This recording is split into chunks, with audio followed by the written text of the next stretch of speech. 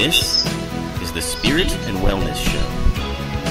News and information from a higher perspective. With your host, Harry Wilkinson. Yes, hello, this is your host, Harry Wilkinson, and welcome to the Spirit and Wellness Show. This is a special Labor Day edition of our show. It's going to be a little bit briefer than our usual show because of the holiday weekend, but I wanted to do the show this weekend because we've been talking for the past year about this transition era that we live in, and one of the things that I hadn't really focused too much on. I mean, I focused a bit on the economy and changes that are due in the transition era there, but we hadn't really talked about jobs, just everyday jobs that we all have, and how that will be and is changing in this transition era. So I thought today is the perfect day to do it, it being Labor Day weekend. So that's what is on the agenda today.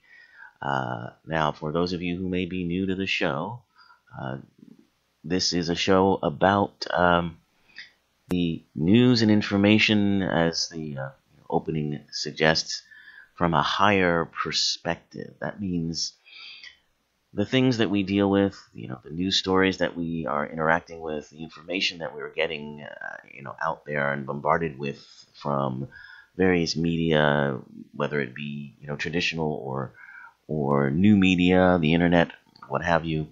All of these things have a tendency to sometimes overwhelm us. And so it's helpful, and I've found it helpful, and others have told me that they do as well, that we look at it from this higher perspective. We take a step back, and we think of it in terms of these stories, these situations that we encounter are reflections of what we are creating. And we're creating them to experience certain things, to experience whether it be excitement or concern or fear, all of these things that we interact with in a way that is similar to like a hologram or a virtual reality game. And the reason we do this is because the true nature of ourselves is oneness. We are one. We are divine mind.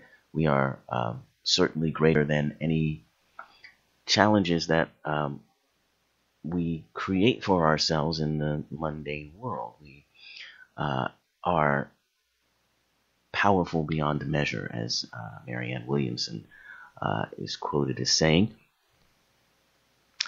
And as such, we create, I guess you can call it a game, a human game, in which we take on personas or avatars, if you will, that show us as having flaws, as having weaknesses, as being unsure or afraid, all of these things. And that is part of the game. I mean, it's part of the rules that we create for ourselves to experience these different experiences that, as divine mind that we are, we don't experience those things. So it is a process in which we are, I don't want to say playing because that makes it sound very frivolous, but we are creating and enjoying, experiencing different feelings and experiences. That's the best way I can put it. It's like, as I said, it's like why we play video games or virtual reality games, or go to the movies or read a book. It's to experience a world, or experience feelings and things that we don't experience, or can't experience in our everyday lives. And it's a way of it's entertaining. That's what I can say, is that the truth of who and what we are is so powerful that we tend to forget that that's who we are, and we tend to identify with the avatar, the game piece we created for ourselves, rather than remember who and what we really are. But the thing about playing these games is that ultimately, once you go into them, you do remember, and you take the energy from them, and you become more aware of who and what you are, and that you can continue to create, but from a different perspective, rather than feeling like you are at the mercy of forces beyond your control. You realize that you are the force that's beyond your control, and you are creating everything, everything to support and sustain you, and make your journey in this lifetime, your evolution in this lifetime, everything that it needs to be. So that's enough of that now.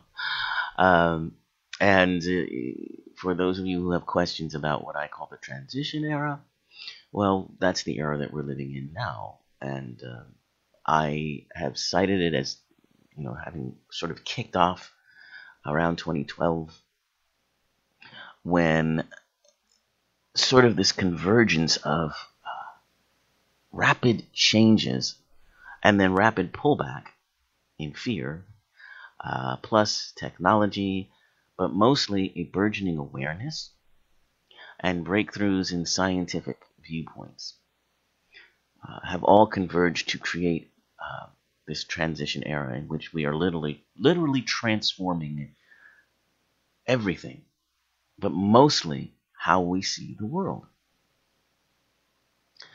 And this is coming from a new awareness of how the universe works, or at least a new theory, or a new understanding of how we think the universe works.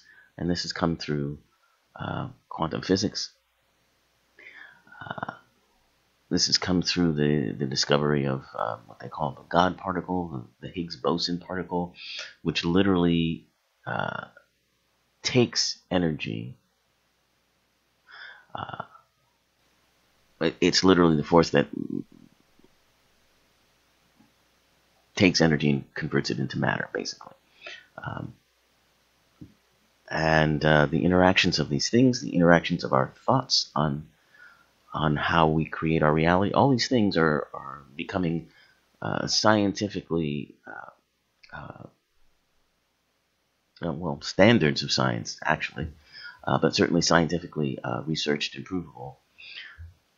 And science is in a thrilling and amusing way, becoming more and more in line with what ancient mystics have been saying for many, many years. So that's what I mean when I talk about the transition era. And in this transition era, like I say, everything is evolving, changing rapidly, fueled by science and technology, particularly. So, since this is Labor Day weekend, I wanted to talk about, jobs. We all work, or need to work, or most of us do. And, it used to be that you got a career, you got a job, and you could spend, most of your adult life in that one job. I know my dad did. He went through, in his early years, a few jobs as he was finding his way. But once he settled on a job with, a good company, which was IBM, and he settled in as a computer scientist there. He that was his career, the rest of his life, the rest of his professional life, up until retirement, was in that one job, and that used to be uh, the way it was. You stayed in one job for most of your professional career. Well, I guess most of us understand now uh, that kind of situation has changed dramatically over the past 20 to 30 years, I would say, to a point where most professional people expect that they will have at least 2 to 3 job changes during their career. Um, there are a lot of factors behind that. One of them happens to be just the changing nature of business itself. Um, for instance, my dad, in working with IBM, as an employee of IBM, he was very well taken care of. I mean, IBM took very good care of their employees back at that time. You got nice pensions, you got very good health care and other options, stock options. And it was expected that, you had a loyalty to the company and the company had a loyalty to you.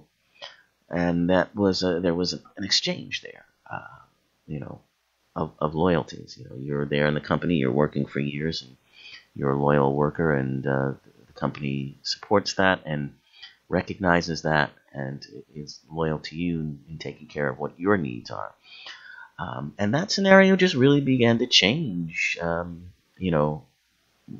I would say, after around 1980 or so, after experiencing the recession that we went through in the 70s, and other factors like regulations and things like that, businesses began to not be so accommodating to their employees. In other words, they began to watch expenses, cut back on things that they would normally put out for their employees. It became less about creating a family and more about a productive workforce. So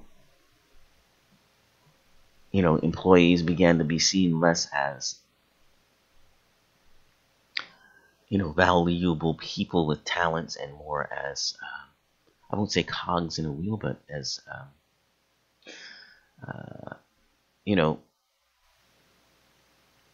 efficient. Well, I guess efficient machines in a way. And then there were the changes as far as I say, long-term benefits. Very few companies these days offer pensions to their workers. That's something that's gone by the wayside. Everything now is 401k, in which money is deducted from your paycheck and put into stocks and bonds, and hopefully the stock market does well, because if it doesn't, well, enough said about that. And so all of these things really began to create a job instability mindset in many people. And then it began to be, well,